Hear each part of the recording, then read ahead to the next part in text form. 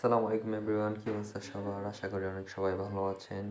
আজকে আমি যাচ্ছি আরেকটা প্রোগ্রামের উদ্দেশ্যে। প্রথমে যাব আমাদের অফিসে, অফিস থেকে আমাদের সেটআপ নিয়ে একদম স্পটে ঢুকে যাব। পরে এসে দেখি খুব সুন্দর একটা ইভেন্ট আসলে সজ্জিত হয়েছিল।